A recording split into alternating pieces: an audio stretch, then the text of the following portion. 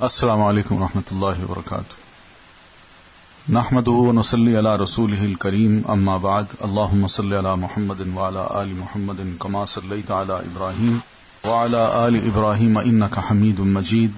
اللهم بارك على محمد وعلى آل محمد كما باركت على ابراهيم وعلى آل ابراهيم انك حميد مجيد. آج ہم انشاءاللہ اپنی کتاب کا صفحہ نمبر 86 وہاں سے مطالعہ کریں گے. لوگوں کو آپ صلی اللہ علیہ وسلم کی بات سننے سے روکنا. تو اہل مکہ نے یہ طے کیا کہ نبی علیہ الصلاۃ والتسلیم کی دعوت و تبلیغ کے جو اثرات نظر آ رہے ہیں تو اس کو ہم ختم کریں. تو آپس میں میٹنگ میں انہوں نے یہ طے کیا کہ جب بھی نبی صلی اللہ علیہ وسلم کو دیکھو کہ وہ لوگوں کے درمیان دعوت و تبلیغ کے لیے کھڑے ہیں تو خوب شور مچاؤ اور لوگوں کو وہاں سے بھگا دو تاکہ انہیں اپنی بات بیان کرنے کا موقع ہی نہ مل سکے. مشرکین نے اس تجویز پر عمل کرنے کی ایک دوسرے کو خوب تاکید کی اور بڑی سختی اور پختگی سے اس پر عمل بھی کیا. چنانچہ ان کے مجمع عام میں نبی صلی اللہ علیہ وسلم کو تلاوت قرآن کا جو پہلا موقع مل سکا وہ نبوت کے 5ویں برس رمضان کے مہینے میں ملا. اس موقع پر آپ نے سورۃ نجم تلاوت فرمائی تھی. معاملہ اس قدر سخت تھا کہ نبی صلی اللہ علیہ وسلم جب نماز میں قرآن مجید کی تلاوت کرتے اور یہ تلاوت زیادہ تر رات کو تہجد کی نماز میں ہوا کرتی تو یہ لوگ قرآن کو، اس کے اتارنے والے کو اور اسے لانے والے کو گالیاں دیتے. چنانچہ اللہ تعالی نے حکم دیا وَلَا تَجْهَرْ بِصَلَاتِكَ وَلَا تُخَافِتْ بِهَا وَابْتَغِ بَيْنَ ذَلِكَ سَبِيلًا. اللہ کے رسول آپ جب نماز پڑھیں تو اپنی نماز نہ بہت اونچی آواز سے پڑھیے اور نہ بالکل دھیمی آواز سے، بلکہ بیچ کا راستہ اختیار کیجیے. اسی تدبیر کا ایک یہ حصہ تھا کہ نضر بن حارث ہیرا اور شام گیا. ہیرا اس وقت کا ایک بہت بڑا آباد شہر تھا اور جس کا ایک کلچر تھا، اور وہاں سے جو لوکل کہانیاں تھیں یا ثقافتی کہانیاں تھیں، دارا و سکندر اور رستم و اسفند یار کے قصے سیکھ کر آیا. اور جہاں مجلس جمتی نبی علیہ الصلاۃ والتسلیم کی یہ داستان شروع کر دیتا اور لوگوں کو موقع ہی نہ دیتا کہ وہ نبی علیہ الصلاۃ والتسلیم کی بات سن سکیں. اگر اسے پتہ چلتا کہ کسی مجلس میں بیٹھ کر آپ کچھ واعظ و نصیحت فرما رہے ہیں تو آپ کے ہٹتے ہی ٹپک پڑتا اور قصے کہانیاں سنا کر کہتا کہ آخر محمد کی بات کیوں کر مجھ سے اچھی ہو سکتی ہے. یعنی آپ کا قرآن ہو یا آپ کے اپنے ارشادات ہوں، آپ کی اپنی دعوت و تبلیغ ہو، اس سے بڑھ کر تو میں پیش کر رہا ہوں. تو دیکھیے اب یہ کیا ہے کام، یہ کام صرف یہی ہے کہ جب وہ قرآن کا مقابل نہ لا سکے تو یہ حربے وہ استعمال کرتے ہیں. اور ان حربوں میں 2 چیزیں ہیں، ایک تو قرآن کو نہیں سنانے دینا اور دوسرا نبی علیہ الصلاۃ والتسلیم کی سیرت کو داغدار کرنا ہے. یہ 2 ان کے حربے ہیں اور شروع سے یہ حربے چلے آ رہے ہیں.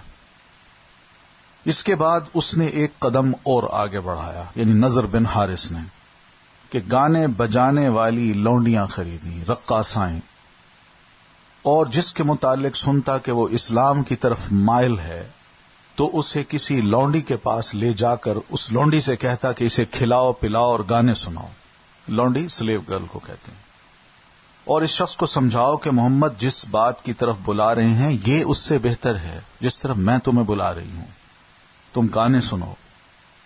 اللہ تعالی نے اسی بارے میں یہ آیت نازل فرمائی کہ وَمِنَ النَّاسِ مَن يَشْتَرِي لَهْوَ الْحَدِيثِ لِيُضِلَّ عَن سَبِيلِ اللَّهِ بِغَيْرِ عِلْمٍ وَيَتَّخِذَهَا هُزُوًا أُولَئِكَ لَهُمْ عَذَابٌ مُهِينٌ. بعض لوگ کھیل کی بات خریدتے ہیں، لہو الحدیث خریدتے ہیں تاکہ علم کے بغیر اللہ کی راہ سے گمراہ کریں اور اسے مذاق بنائیں. ایسے لوگوں کے لیے رسوا کن عذاب ہے. تو علماء نے لہو الحدیث کا مطلب یہی لیا ہے کہ گانا خریدنا یا گانا سننا یا گانا لینا یا گانا خود گانا، یہ سب ایسی چیزیں ہیں جو لہو الحدیث میں آتی ہیں. تو یہ جو آیت ہے یا ان کے یہ کام ہیں جو نضر بن حارث کے اور اس کے اپنے ہی جو گروپ کے لوگ تھے، اس سے ہمیں سبق یہی ملتا ہے کہ دشمن یہ چاہتا ہے کہ مسلمانوں پر ہر قسم کی جنگ مسلط کر دو، لڑائی بھی ہو لیکن لڑائی کے علاوہ کلچر کی جنگ بھی مسلط کرو، ان کا کلچر بدل دو، اور جو نیکی ان کے اندر موجود ہے اس کو بدل کے وہاں فحاشی لے آؤ. یعنی اس قسم کے کام کہ اللہ کے رسول قرآن سنا رہے ہیں اور وہ لونڈیوں کو خرید لاتا ہے، اور جو قرآن سنتا ہے ان کو ٹارگٹ بناتا ہے اور لونڈیوں سے کہتے ہیں کہ تم ان کے پاس چلی جاؤ اور ان کو گانے سناؤ. تو فحاشی لے آؤ مگر قرآن نہ آنے پائے، یہ ان کا مقصد ہے. پھر دوسرا مقصد یہ کہ شکوک و شبہات پیدا کرنا اور پروپیگنڈے کرنا. اس میدان میں بھی قریش نے بڑی سرگرمی دکھائی اور بڑا تفنن اختیار کیا، یعنی مختلف راہیں اپنائیں. تفنن کا مطلب مختلف راہیں اپنائیں. چنانچہ وہ قرآن کے بارے میں کبھی کہتے کہ یہ محض اوٹ پٹانگ خواب ہے، یعنی قرآن سنتے لوگ متاثر ہوتے، مگر ان کے ریمارکس یہی ہوتے کہ یہ اوٹ پٹانگ خواب ہے جسے محمد صلی اللہ علیہ وسلم رات کو دیکھتے ہیں اور دن کو تلاوت کرنے لگتے ہیں. کبھی کہتے کہ انہوں نے خود ہی اپنی طرف سے قرآن گھڑ لیا ہے، کبھی کہتے کہ انہیں ایک انسان سکھاتا ہے، کبھی کہتے کہ یہ محض جھوٹ ہے جسے کچھ لوگوں کی مدد سے انہوں نے گھڑا ہے. یعنی سب مل جل کر گھڑتے ہیں. کبھی کہتے کہ یہ تو پہلوں کے افسانے ہیں جنہیں انہوں نے لکھوا لیا ہے اور اب یہ ان پر صبح و شام تلاوت کیے جاتے ہیں. کبھی کہتے کہ ان کے پاس ایک جن یا شیطان ہے جو اسی طرح قرآن لے کر اترتا ہے جیسے کاہنوں پر جن و شیطان اترا کرتے ہیں. تو دیکھ لیجیے یہ سب ایسی باتیں ہیں جو پہلے دن سے ہی نبی علیہ الصلوۃ والتسلیم کے خلاف کہی گئیں، مگر اللہ تعالی نے اس کا جواب کیا دیا؟ یعنی سیٹانک ورسز کا لفظ بھی استعمال ہوا ہے. انہوں نے کیا تھا پہلے دن کہ یہ شیطانی یا جن کا کلام ہے.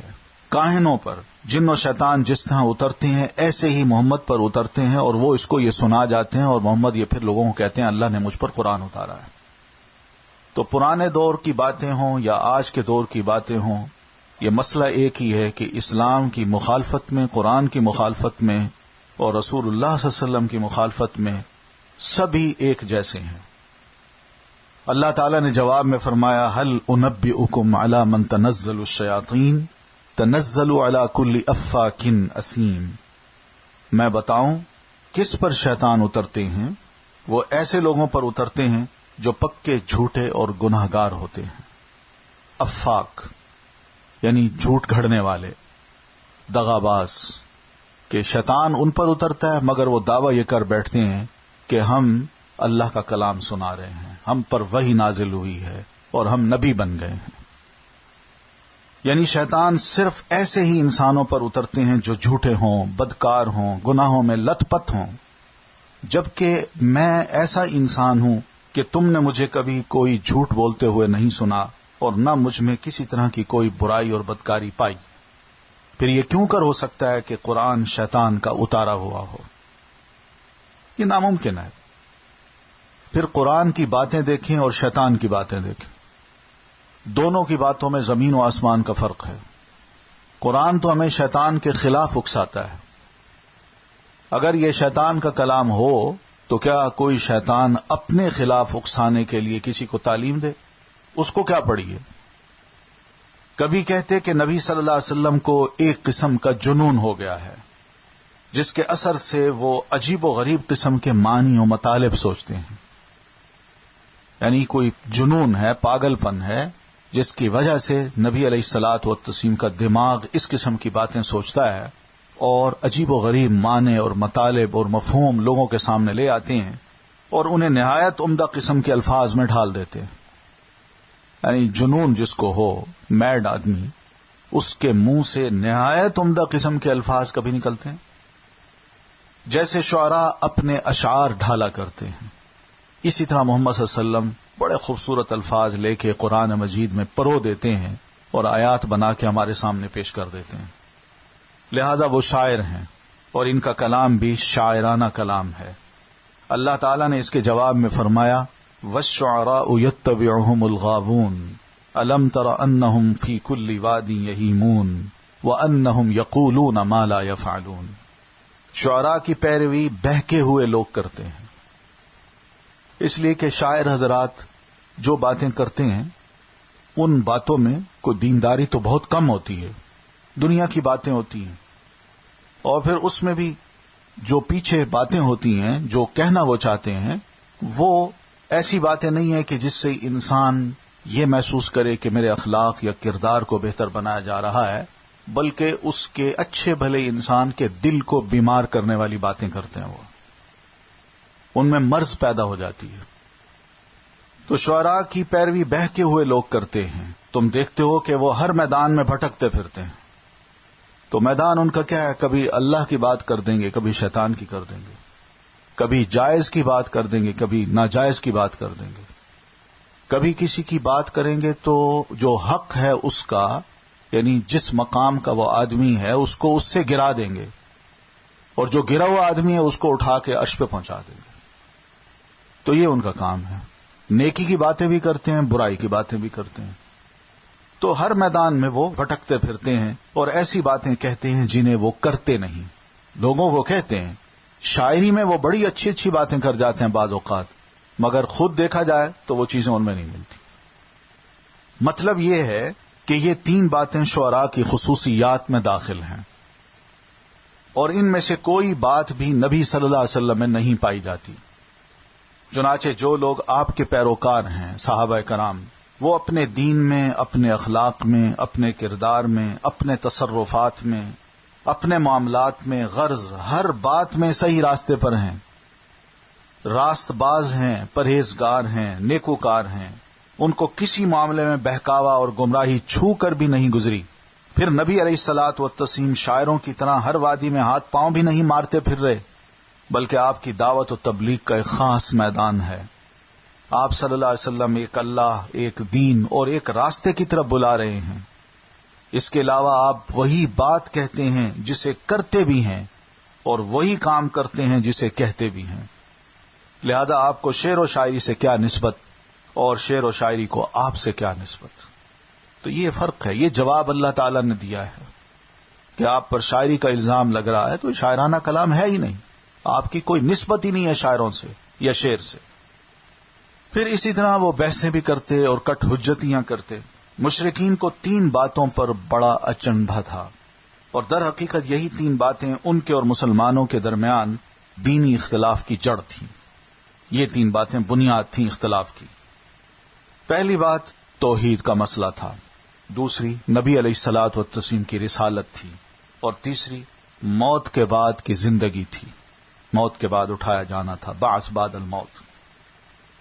تیسری اور آخری بات یعنی موت کے بعد اٹھائے جانے کے معاملے میں ان کے پاس تعجب، اچنبھے اور عقل کی کمی کے سوا کچھ نہ تھا۔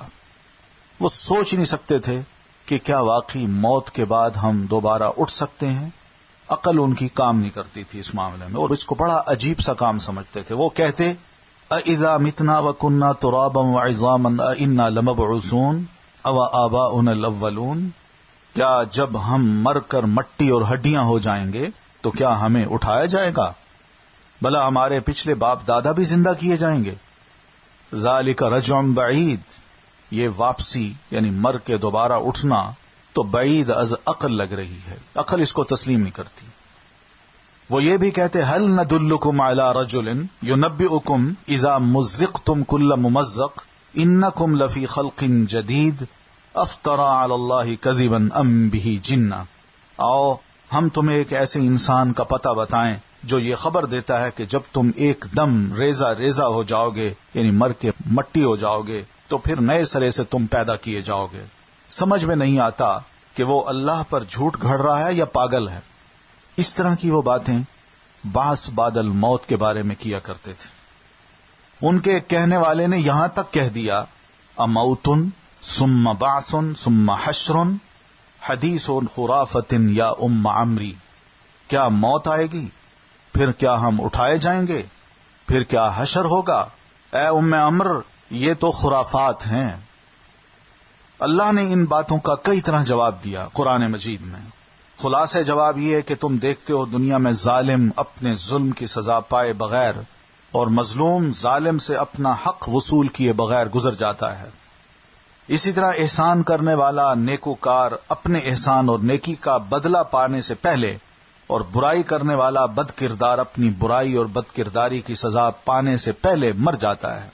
اب اگر موت کے بعد کوئی ایسا دن نہ ہو جس میں لوگوں کو زندہ کر کے ظالم سے مظلوم کا بدلہ لیا جائے اور احسان کرنے والے نیکوکار کو انعام اور فاجر و بد کردار کو سزا دی جائے، تو پھر دونوں طرح کے لوگ برابر ٹھہرے، دونوں میں کوئی فرق نہ ہوا، بلکہ ظالم و بد کردار تو مظلوم اور محسن پرہیزگار کے مقابلے میں خوش قسمت ٹھہرا۔ حالانکہ یہ بات قطعاً نامعقول ہے، عدل و انصاف سے اسے کوئی واسطہ نہیں، اور اللہ سبحانہ و تعالی کے بارے میں تو یہ سوچا ہی نہیں جا سکتا کہ وہ اپنی خلقت کا نظام ایسی اندھیر نگری اور ظلم و فساد والا بنائے رکھے گا۔ اس نے تو انصاف مہیا کرنا ہے، تو اس لیے اس نے یہ دن رکھا ہے جس کو یوم الدین کہتے ہیں۔ اسی لیے اس نے فرمایا افنجعل المسلمین کالمجرمین ما لکم کیف تحکمون، کیا ہم مسلمانوں یعنی اپنے اطاعت شعاروں اور فرما برداروں کو مجرموں جیسا ٹھہرائیں گے؟ تمہیں کیا ہو گیا ہے؟ تم کیسے فیصلے کرتے ہو؟ یعنی ایسا نہیں ہو سکتا۔ دوسری جگہ اللہ تعالیٰ نے فرمایا ام نجعل الذین آمنوا وعملوا الصالحات کالمفسدین فی الارض ام نجعل المتقین کالفجار، کیا ہم ایمان لانے والوں اور نیک عمل کرنے والوں کو زمین میں فساد مچانے والوں جیسا ٹھہرائیں گے، یا کیا ہم پرہیزگاروں کو بدکاروں جیسا قرار دیں گے؟ ایسا نہیں ہو سکتا، ہمارے ہاں انصاف ہوگا۔ نیز فرمایا ام حسب الذین اجترحوا السیئات ان نجعلہم کالذین آمنوا وعملوا الصالحات سواء محیاہم ومماتہم ساء ما یحکمون، جن لوگوں نے برائیاں کما رکھی ہیں کیا وہ سمجھتے ہیں کہ ہم انہیں ایمان لانے والوں اور نیک اعمال کرنے والوں جیسا ٹھہرائیں گے کہ ان سب کا جینا مرنا یکساں ہوگا؟ برا فیصلہ ہے جو یہ لوگ کرتے ہیں، ہمارے ہاں ایسا نہیں ہوگا۔ جہاں تک عقلی استبعاد کا تعلق ہے، یعنی وہ سمجھتے تھے کہ عقلاً یہ بات بہت ہی مشکل ہے کہ انسان مر کے دوبارہ اٹھے، تو اللہ تعالی نے اس عقل کی بھی تردید فرمائی۔ جو سمجھتے تھے کہ ناممکن ہے، جو عقل یہ کہتی ہے کہ ناممکن ہے کہ ہم دوبارہ زندہ ہوں، تو تردید اللہ تعالی نے یوں فرمائی اَأَنْتُمْ أَشَدُّ خَلْقًا أَمِ السَّمَاءُ بَنَاهَا، کیا تمہاری پیدائش زیادہ سخت ہے یا آسمان کی؟ اپنی پیدائش کو بھی دیکھ لو اور اس آسمان کو بھی دیکھ لو، تو فیصلہ کر لو۔ ہماری پیدائش آسمان کی نسبت آسان ہے، تو جو آسان چیز ہے، جو اللہ اگر اس کو ایک دفعہ بنا سکتا ہے تو دوسری دفعہ بنانا اس کے لیے کوئی مشکل نہیں ہے۔ نیز فرمایا اولم یروا ان اللہ الذی خلق السماوات والارض ولم یعی بخلقہن بقادر علی ان یحیی الموتى بلا انہ علی کل شیء قدیر، کیا انہیں یہ نہیں دکھائی دیتا کہ جس اللہ نے آسمان و زمین کو پیدا کیا اور انہیں پیدا کر کے نہیں تھکا، وہ اس پر بھی قادر ہے کہ مردوں کو زندہ کر دے؟ کیوں نہیں، یقیناً وہ ہر چیز پر قدرت رکھتا ہے۔ یہ بھی اللہ تعالی نے فرمایا وَلَقَدْ عَلِمْتُمُ النَّشْأَةَ الْأُولَى فَلَوْلَا تَذَكَّرُونَ، تم پہلی بار کی پیدائش کو تو جانتے ہی ہو، پھر بات کیوں نہیں سمجھتے؟ یعنی اپنی پہلی بار کی پیدائش کو تم جانتے ہو کہ میں کیا تھا، کیا سے کیا بنتا گیا اور دنیا میں کیسے آیا، اس کو تو تم جانتے ہو نا، تو پھر بات کیوں نہیں سمجھتے؟ تو اللہ تعالیٰ کے لیے اس سٹیج سے بھی گزار کے کہ آدمی کو مار کے مٹی مٹی کر کے دوبارہ زندہ کرنا کیا مشکل ہے؟ اور بتایا کہ دیکھو کما بدأنا اول خلق نعیدہ وعدا علینا انا کنا فاعلین، ہم نے جس طرح پہلی بار شروع میں پیدا کیا تھا اسی طرح دوبارہ پلٹا کر بھی پیدا کریں گے، ہمارے ذمہ یہ وعدہ ہے اور ہم اسے کر کے رہیں گے۔ اللہ تعالیٰ نے یہ بھی یاد دلایا کہ یہ بات تمہارے عام مشاہدے میں ہے کہ کسی کام کو دوبارہ کرنا پہلی بار سے زیادہ آسان ہوتا ہے، اور پوچھا کہ افعینا بالخلق الاول بل ہم فی لبس من خلق جدید، کیا اس آسمان و زمین، درخت، پودوں اور ساری کائنات کو پہلی بار پیدا کر کے ہم تھک گئے ہیں کہ دوبارہ پیدا نہیں کر سکتے؟ بلکہ حقیقت صرف اتنی ہے کہ وہ نئی پیدائش کے سلسلے میں التباس کا شکار ہے، شک ہے انہیں۔ تو جہاں تک دوسری بات یعنی نبی علیہ الصلوۃ والتسلیم کی رسالت کا معاملہ ہے، تو اگرچہ قریش نبی صلی اللہ علیہ وسلم کو انتہائی سچا، امانت دار، نیکوکار اور پرہیزگار تسلیم کرتے تھے، مگر پھر بھی ان کے کچھ شبہات تھے جن کی بنا پر وہ آپ کی نبوت و رسالت تسلیم نہیں کر رہے تھے۔ ان کا ایک بہت بڑا گمان یا شک یہ تھا کہ وہ نبوت و رسالت کے مرتبے اور مقام کو اس سے کہیں بڑا اور اونچا سمجھتے تھے کہ وہ کسی انسان کو دیا جائے۔ ان کا عقیدہ تھا کہ انسان رسول نہیں ہو سکتا اور نہ رسول انسان ہو سکتا ہے۔ اس لیے جب نبی علیہ الصلاۃ والتسلیم نے اپنی نبوت اور رسالت کا اعلان کیا اور اس پر ایمان لانے کی دعوت دی تو مشرکین کو حیرت و تعجب ہوا۔ انہوں نے کہا، ما لہذا الرسول یأکل الطعام ویمشی فی الاسواق، یہ کیسا رسول ہے کہ کھانا بھی کھاتا ہے اور بازاروں میں بھی چلتا پھرتا ہے۔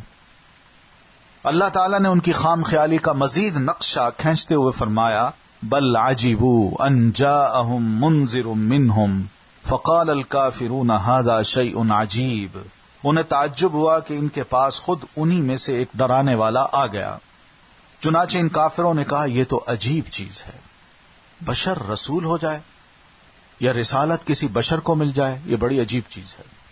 انہوں نے یہ بھی کہا کہ ما انزل اللہ علی بشر من شیء، اللہ نے کسی بشر پر کوئی چیز نہیں اتاری ہے۔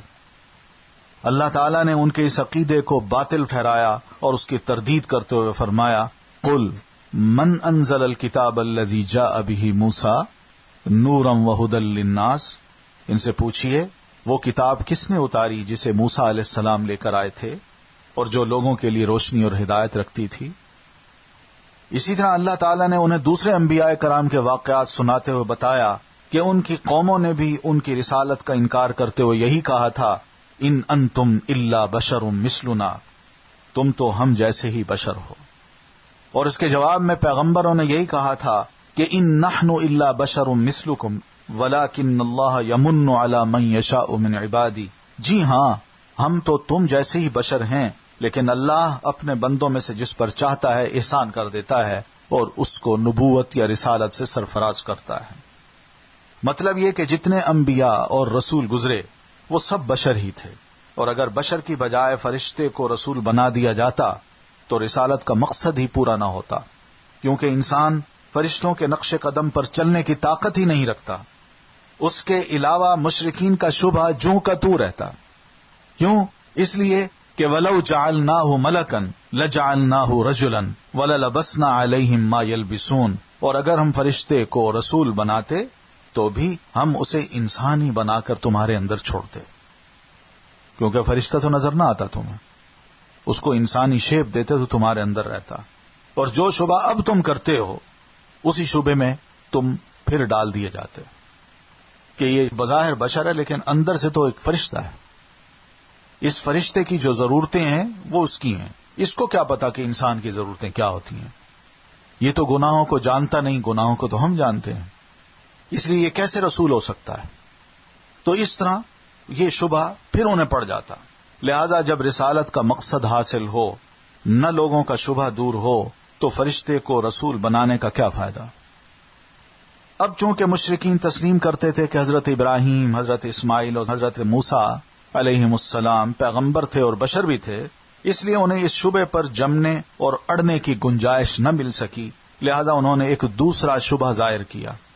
وہ کہنے لگے، کیا اللہ کو اپنی پیغمبری کے لیے یہی یتیم و لاچار انسان ملا تھا؟ یہ کیسے ہو سکتا ہے کہ اللہ تعالیٰ قریش اور ثقیف کے بڑے بڑے لوگوں کو تو چھوڑ دے اور اس مسکین کو اپنا پیغمبر بنا لے؟ یہ نبی علیہ الصلوۃ والتسلیم کی طرف اشارہ تھا کہ آپ تو یتیم تھے، یتیم ہو کے پلے بڑے، سرمایہ آپ کے پاس نہیں تھا، کوئی عہدہ بھی نہیں تھا، کوئی مقام بھی نہیں تھا، سیاسی مقام، لیڈرشپ نہیں تھی، اور مکہ اور طائف کے بڑے بڑے جو لوگ ہیں، قریشی ہوں یا ثقیف کے لوگ ہوں، کیا اللہ تعالیٰ ان کو نہیں چن سکتا تھا؟ جن کا مقام بھی ہے، مرتبہ بھی ہے، لیڈر بھی ہیں، ان کی بات سنی بھی جاتی ہے، ان کے بڑے بڑے فالوورز ہیں، اور اس مسکین کو اللہ تعالیٰ نے پیغمبر بنا لیا ہے۔ لولا نزل هذا القرآن على رجل من القريتين عظیم، یہ قرآن مکہ اور طائف کی دونوں آبادیوں میں سے کسی بڑے آدمی پر کیوں نہ اتارا گیا؟ کسی ایک پر تو اترتا. اگر طائف کے لوگوں پر اترتا، طائف کے لیڈر پہ اترتا، تو کیا مکہ کا سردار اس کو تسلیم کرتا؟ اللہ تعالیٰ نے اس کا بڑا مختصر جواب دیا. فرمایا اہم یقسمون رحمت ربک، کیا تمہارے رب کی رحمت یہ لوگ تقسیم کریں گے؟ بھائی نبوت ایک رحمت ہے، ایک انعام ہے اللہ تعالیٰ کا، اور یہ اللہ کا اپنا انتخاب ہوتا ہے. اب اللہ کے انتخاب کو تو اپنے ہاتھوں میں نہ لو، اپنی چوائس کے مطابق کہ ہم جسے چاہیں پیغمبر تسلیم کریں، جس کو چاہیں نہ کریں. پیغمبری یہ اللہ کی ایک رحمت ہے، نبوت، رسالت، اور یہ رحمت اس نے اپنے پاس رکھی ہوئی ہے. وہ جس کو چاہتا ہے دیتا ہے، لوگوں سے نہیں پوچھتا وہ. اس لیے رسالت ہو، نبوت ہو، یا اسی طرح ہم مسلمانوں میں بڑے بڑے ٹائٹلز ہیں آج کل، جن کو ہم بالکل ایسے درجے پہ پہنچا چکے ہیں کہ وہاں کوئی انسان نہیں پہنچتا. مثال کے طور پر لفظ ولی ہے، قرآن نے استعمال کیا ہے، یا اس کے آگے ذرا بڑھیے، غوث ہے، قطب ہے، ابدال ہے. یہ لفظ جو ہیں ان کو انسانوں سے اوپر درجہ دے دیا گیا ہے ان ٹائٹلز کو، اور ان ٹائٹلز میں صاف بات یہ لکھی گئی ہے کہ ان کے پاس کچھ اختیارات ہیں، اور یہ جس کو چاہیں غوث بنا دیں، جس کو چاہیں قطب بنا دیں، جس کو چاہیں ابدال بنا دیں. پہلے تو یہ اسلامی ٹائٹل ہے ہی نہیں، سیدھی سی بات ہے. اسلام نے، قرآن نے یا اللہ کے رسول صلی اللہ علیہ وسلم نے اس قسم کے ٹائٹلز کو کبھی استعمال نہیں کیا. غوث کا لفظ ایک شرکیہ لفظ ہے اگر کسی انسان کو مل جائے تو، یہ ٹائٹل اگر کسی کو مل جائے تو، یعنی جو کسی مصیبت میں مبتلا ہے اس کی مصیبت کو اللہ کے علاوہ کوئی آ کے دور کر دے، اس کو غوث کہتے ہیں. کون ہے؟ اللہ کے علاوہ کون ہو سکتا ہے؟ تو اس لیے یہ بھی ٹائٹلز خود انسان تقسیم کرتا ہے. اگر بالفرض یہ بھی ٹائٹل ہوتے تو یہ بھی اللہ کی رحمت ہوتی اور اللہ خود تقسیم کرتا. تو اللہ تعالی نے جب اس سے ٹاپ کا یعنی رسالت کا جو ٹائٹل ہے اس کے بارے میں خود کہہ دیا کہ یہ میں تقسیم کرتا ہوں، میں جس کو چاہوں منتخب کروں، تم کون ہوتے ہو اس پر اعتراض کرنے والے؟ تو باقی چھوٹے موٹے ٹائٹل جو انسان تقسیم کرتا ہے اس پہ وہ خود غور کر سکتا ہے کہ قرآن مجید کی اشاعت کے مقابلے میں جو یہ تقسیم کرتا ہوں یہ کہاں کس حد تک جائز ہے. یعنی وحی، قرآن، نبوت اور رسالت سب کی سب اللہ کی رحمت ہے، اور اللہ ہی جانتا ہے کہ اپنی رحمت کسے تقسیم کرے، کس کو دے اور کس کو نہ دے. چنانچہ فرمایا اللہ اعلم حیث یجعل رسالتہ، اللہ بہتر جانتا ہے کہ اپنی رسالت کہاں رکھے، یعنی کس کو دے. اس لیے کہ بعض اوقات لوگ کہتے ہیں، لیڈرز کہتے ہیں کہ ہم ہی اس کے مستحق تھے، مگر اتنے بزدل ہوتے ہیں تھوڑی سی دھمکیاں مل جائیں تو پیچھے ہٹ جاتے ہیں، ریزائن دے بیٹھتے ہیں.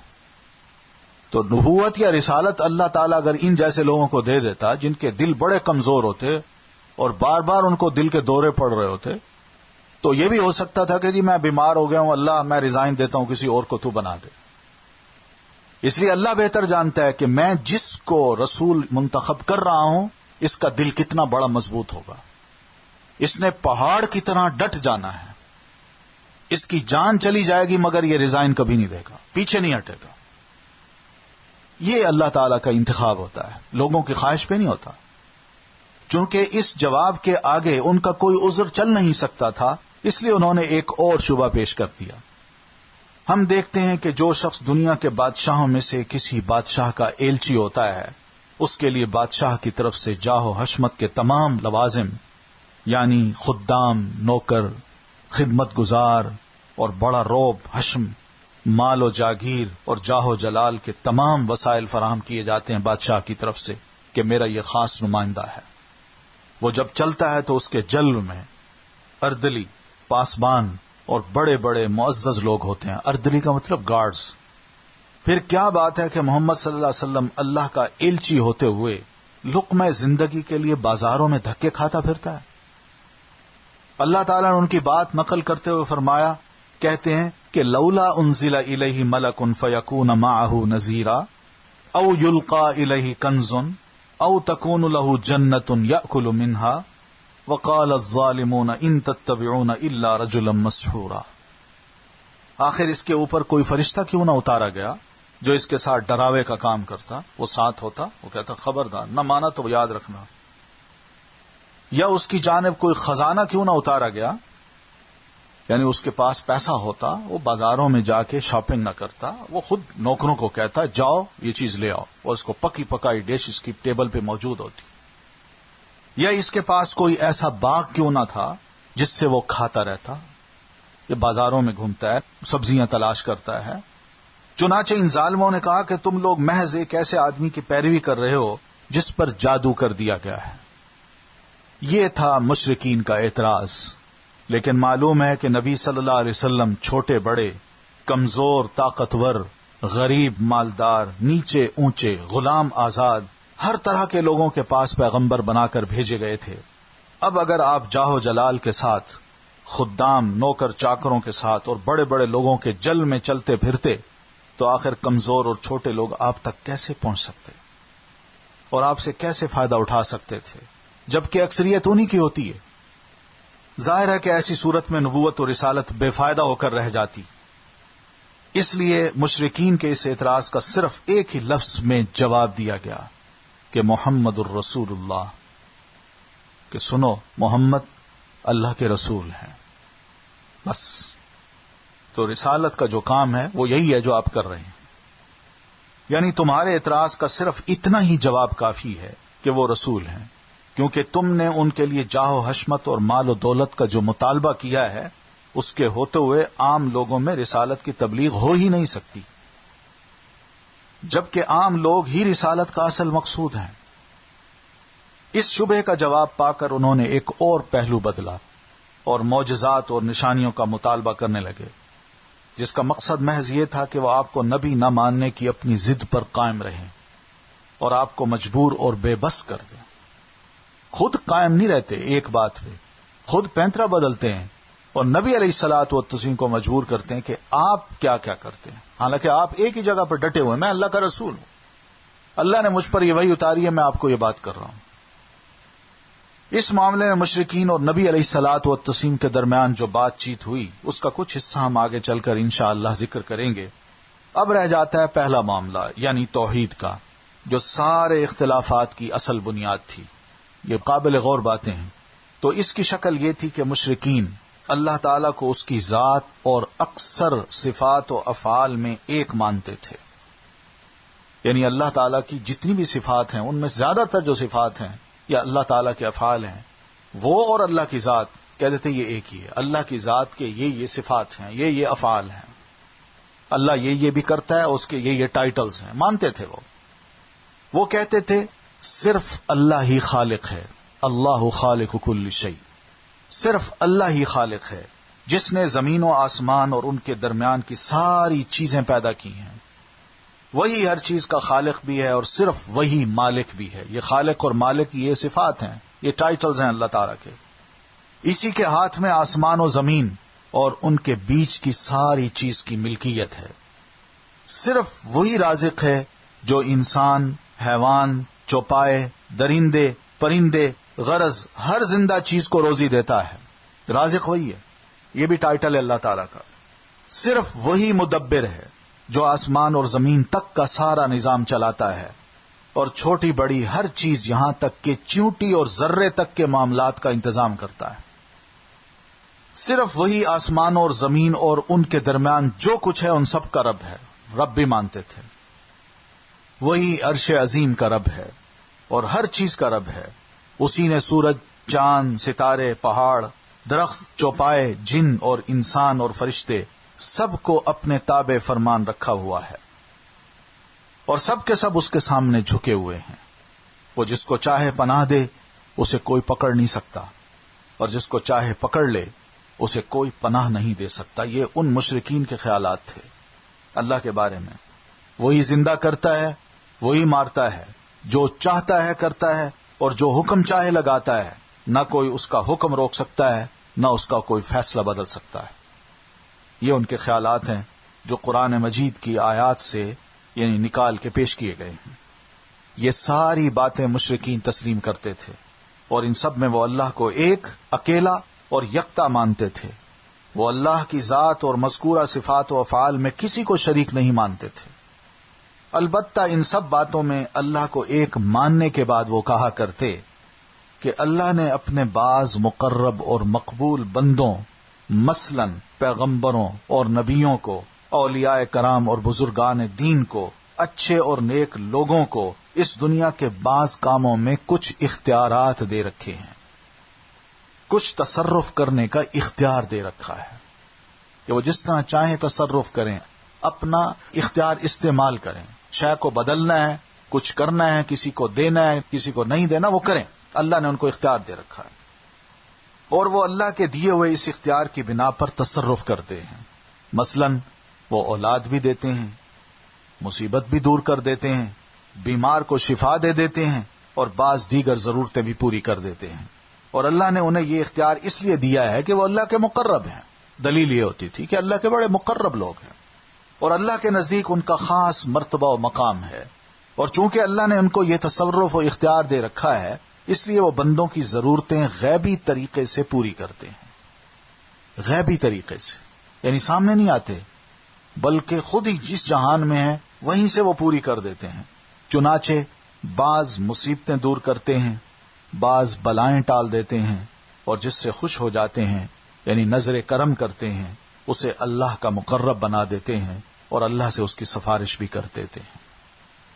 مشرکین نے اپنے ان فاسد خیالات کی بنا پر ان انبیاء اعظام، اولیاء کرام، بزرگان دین اور نیکوکار لوگوں کو اپنے اور اللہ کے درمیان وسیلہ بنایا اور ایسے ایسے اعمال ایجاد کیے جن کے ذریعے ان لوگوں کا قرب اور ان کی رضامندی حاصل ہو سکے. اللہ کا نہیں بلکہ ان کا قرب حاصل ہو سکے. چنانچہ وہ مشرکین پہلے ان اعمال کو بجا لاتے، یعنی کسی طرح ان کو خوش کریں، کسی طرح ان کا قرب حاصل کریں، اور اس کے لیے نذرانے، اس کے لیے جگہیں بنانا، اس جگہ جانا، ان کی زیارت کرنا، ان کا طواف کرنا، ان سے کچھ مانگنا. پھر عاجزی کے ساتھ گڑ گڑا کر ان ہستیوں سے فریاد کرتے اور کہتے کہ ہماری ضرورت پوری کر دو، ہماری مصیبت ٹال دو اور ہمارا خطرہ دور کر دو. اب رہا یہ سوال کہ وہ کیا اعمال تھے جنہیں مشرکین نے ان ہستیوں کی رضامندی اور تقرب کے لیے ایجاد کیا تھا. تو وہ اعمال یہ تھے کہ انہوں نے ان انبیاء کرام، اولیاء اور بزرگان دین کے نام سے بعض مخصوص جگہوں پر آستانے بنا کر وہاں ان کی اصلی یا خیالی تصویریں یا مورتیاں سجا رکھی تھیں. اور کہیں کہیں ایسا بھی ہوا کہ ان کے خیال میں بعض اولیاء کرام یا بزرگان دین کی قبریں مل گئیں تو مورتی تراشنے کی بجائے انہی قبروں پر آستانے بنا دیے. اور یہ حقیقت ہے. نبی علیہ الصلاۃ والتسلیم جب نبی بنے یا آپ نے مکہ فتح کیا تو اس کے بعد آپ صلی اللہ علیہ وسلم نے بعض صحابہ کرام کو ایک مشن دیا کہ تم جاؤ مختلف علاقوں میں، فلاں فلاں قبیلوں میں، وہاں جا کے کوئی قبر پر عمارت دیکھو. یہ لفظ ہیں، قبر پہ کوئی عمارت دیکھو، کوئی قبہ دیکھو، یا کسی قبر کو ایک بالش سے اونچا دیکھو، یا وہاں کوئی اور چیز دیکھو تو اس ساری عمارت کو بھی گرا دو، قبر کو بھی گرا دو اور قبر کو ایک بالش کے برابر کر کے آؤ.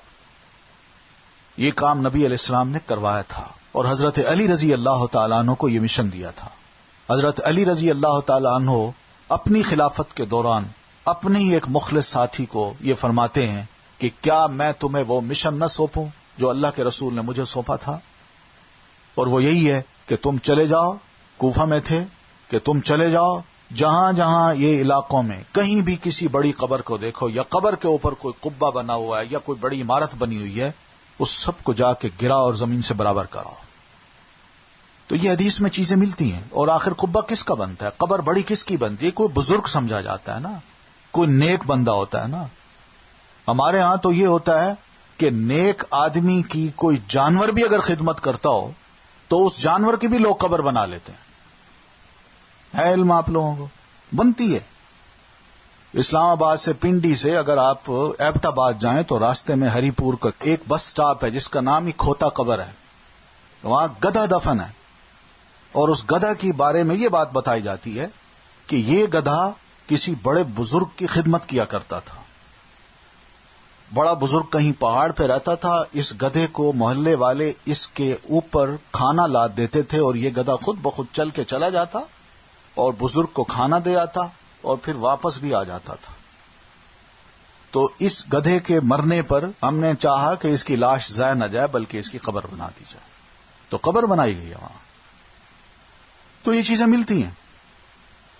تو اس کے بعد یہ لوگ ان آستانوں پر جاتے اور مورتیوں یا قبروں کو چھو کر ان سے برکت حاصل کرتے، ان کے گرد چکر لگاتے، تعظیم کے طور پر ان کے سامنے کھڑے ہو جاتے، نظر و نیاز پیش کرتے، چڑھاوے چڑھاتے اور ان طریقوں سے ان کی قربت اور ان کا فضل چاہتے.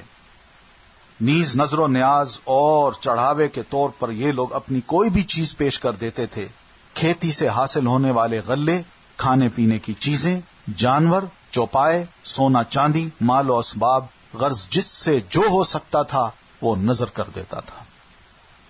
تو کچھ مزید باتیں بھی ہیں انشاءاللہ، اس کا تذکرہ ہم پڑھیں گے. یہیں تک اکتفا کرتے ہیں.